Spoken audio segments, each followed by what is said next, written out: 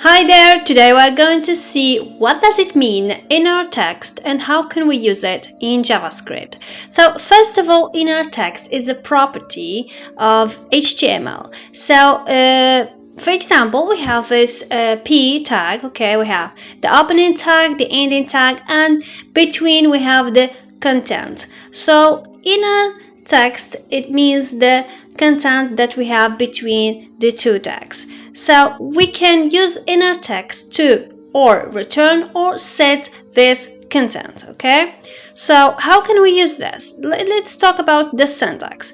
If we want to return the content, we use this syntax document.getElementById, and here we have the ID of the element that we want to return its value or its content dot inner text. And if we want to set, the difference is the same, but just we add the assignment operator and we set a value, we set a text, okay, a content. As you can see here in the screen, document.getElementById, and we'll write the name of the ID dot inner text equal or assignment operator and the text. Let's go and see how we can do this in a practical way. So as you can see here, I have my Visual Studio Code, a very simple and similar HTML document. I have an H1, a P, a button tag. So where I create a function when we call the on click, so when you click on the button, okay, and I create an ID, I give it an ID, which is, I call it demo1. It has a content, which is the answer is. I create as well a P, but it's an empty P, okay, just to set and put the value that we want, okay. So let's write a script tag. Okay, here it is. Now I will create a variable and let's call it y or z. Let's call it z, okay. Assignment operator, and let's write document dot get element by ID, and here I will select demo1, okay, the ID of the button, right? So what I'm doing here, just I'm selecting this HTML element, okay, dot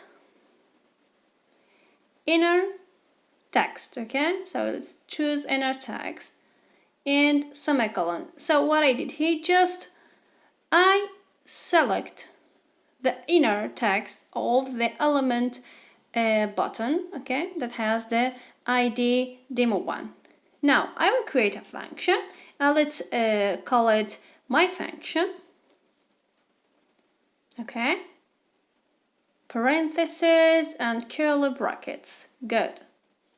Document dot get element by ID, and in this case I will choose ID demo2 because I want to put a value in this HTML element, in this P, okay. So demo2 and dot inner text and assignment operator again, and let's just see what will happen if we write Z. I'm sorry, I didn't refresh the page, so I will refresh it right now and see together the result. Okay, here it is. So the answer is the same content that we have in the button tag. The answer is okay. So what we did here, just we return the value, we return the content. Now if I want to add the answer, which is 2021, I will write it plus 2021, and let's see what will happen. Just it's the same result as if we use inner HTML. It's the same, there's no difference in this case, okay. But imagine that we want to, for example, put it this 2021 italic format. Okay, we want to change its style. Okay, we want to put it between the I tag. Okay, so let's see what will be happen, what we can see in the browser. Refresh, and here, as you can see clearly, we have the tag that we use, the tags that we use in the text, in the value. Okay, so innerText gives us the whole text, but if I change it or write HTML, no, in HTML it's considered as an element, an HTML element, and just show us the result. Okay, so 2021 italic format, let's call it. So I hope that you see the difference between both of them.